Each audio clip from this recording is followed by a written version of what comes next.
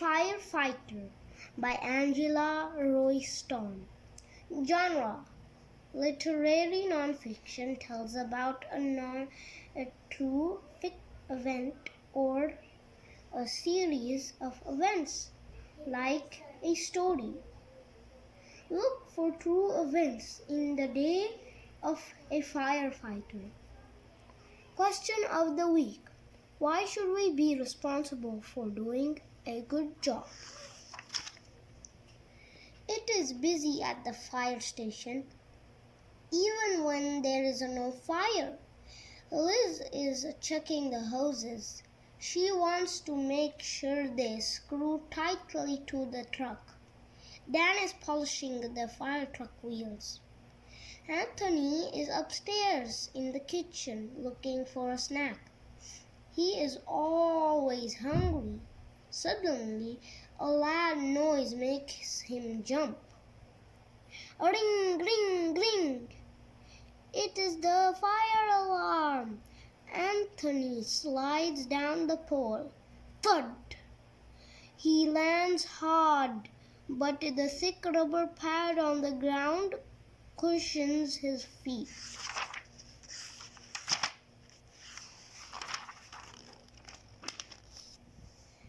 Liz jumps into her boots and pulls up her fireproof pants.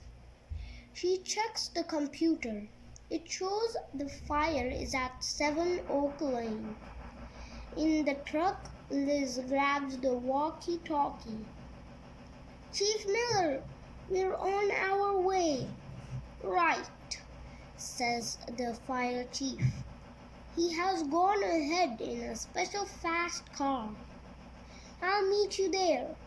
Liz starts the engine as the firefighters jump in. She flips on the sirens and lights and drives out of the firehouse. The truck speeds towards the fire. Cars and buses stop and wait when they hear the siren coming. The fire chief calls Liz. I'm at the fire scene. It's an old house that has been empty for years, but someone saw a young boy playing on the porch this morning. He might be inside the house. Tell Dan and Anthony to get there. Air tanks ready. Okay, Chief, says Liz. I can see the smoke from here. We'll be there in 2 minutes. Liz turns the corner into Oak Lane. Flames cover the top of the house. The fire is spreading quickly. There's no time to lose. Liz hooks a hose from the truck to the nearest fire hydrant. A pump on the truck pulls water from the hydrant to another hose. Liz and another firefighter point to the hose at the flames.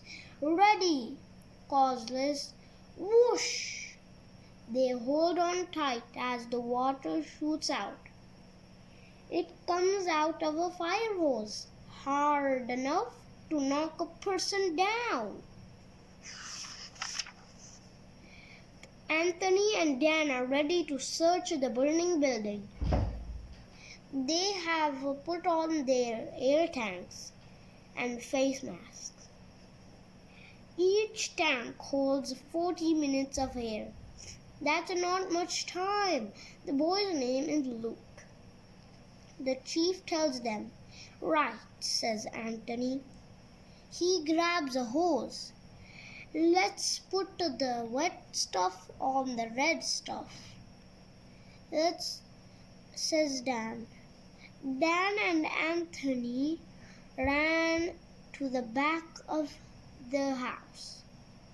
The fire is not as bad here. Dan feels the back door. If it is not if it is hot flames could leap out. It's cold, says Dan. They step inside. Thick black smoke is everywhere. Anthony shines his flashlight around Luke. Luke, Luke, he calls. No one answers. I can hear fire upstairs, says Dan. The fire has damaged the staircase. It could fall down at any time. They climb up the steps very slowly. Outside, the outriggers are set down on the ground. Outriggers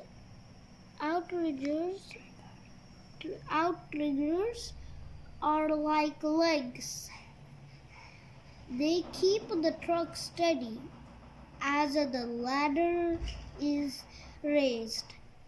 The ladder goes up like a telescope to the top of the house. A hose runs up the side. The firefighter on the ladder shoots water down on the fire. The flames crackle and hiss. They get smaller, then suddenly jump even higher. Inside the house, the fire rages. It is hot. Inside the house, the fire rages. It is hot enough to melt glass. Anthony sprays water. The flames sprays water. The flames. Fire has made the house weak. It could come down any second, says Dan. We must find Luke. Boom! A beam crashes down near them, but their helmets protect their heads. Crash! Quick, says Anthony. We're running out of time. They come to another door, but it will not open. Dan swings his axe at the door. Once, twice, 3 times. It's jammed, shouts Dan. The roar of the fire is so loud they can hardly hear. We'll have to use the electric saw. Anthony switches on the saw. He cuts a hole in the door, big enough to climb through. Luke, calls Dan. Luke? But the room is empty. Suddenly, the chief calls, Get out now! The roof is coming down! Dan and Anthony race downstairs. They get out just as the roof falls in. We didn't find Luke, yells Dan. He's okay, says the chief. We found him up the block. Woo, says Dan. Good news. Hours later, the flames are out. Anthony sprays water on the parts, still glowing red. He is tired and dirty and very hungry. Liz winds the hoses back onto the truck. Finally, she rests. She is tired too. Back at the station, Anthony sits down to eat. At last, he says. Suddenly, a loud noise makes him jump. Dinner! We'll have to wait, laughs Dan. Ring, ring, ring!